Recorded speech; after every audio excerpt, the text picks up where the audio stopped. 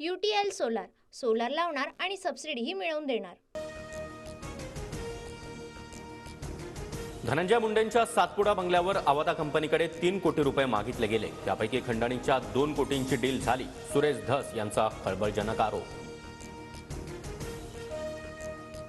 फडणवीस शिंदे अजितदादांना हात जोडून पाया पडून विनंती। मंत्री धनंजय मुंडेंचा राजीनामा घ्या। भाजप आमदार सुरेश धस यांची आग्रही मागणी। खंडणीखोरांना राजाश्रय मिळत असल्यानं राज्यामध्ये कुणी गुंतवणूक करणार नाही। सर्वच उच्चपदस्थ लोकांनी राजीनामा द्यावा। बीड हत्या प्रकरणावरून काँग्रेस नेते पृथ्वीराज चव्हाण यांचा सत्ताधाऱ्यांवर निशाणा। चौकशी पूर्ण होऊ द्यावी।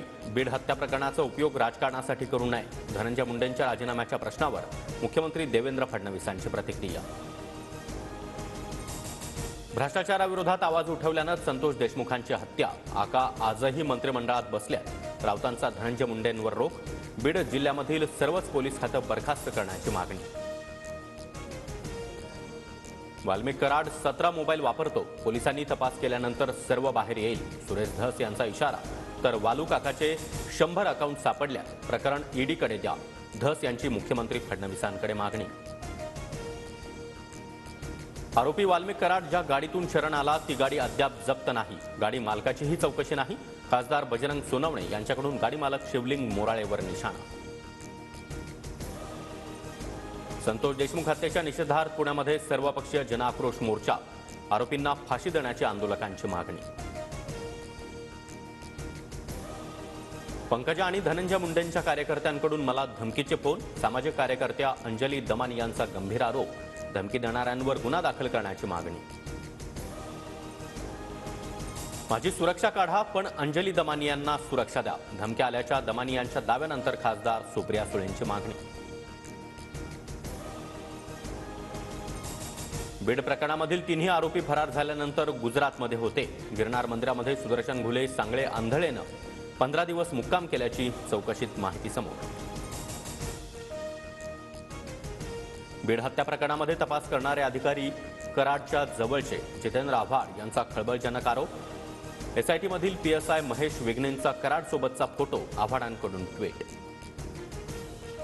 राज्यात 9 तारखेला ग्रामपंचायतींमध्ये कामबंद आंदोलन। अखिल भारतीय सरपंच परिषदेचा मोठा निर्णय।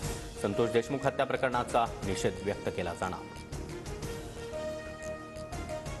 पवार कुटुंब ठाकरे कुटुंबानं एकत्र यावं। छगन भुजबळ यांचं आवाहन। अजितदादा आणि पवार एकत्र आले तर माझ्या शुभेच्छाच।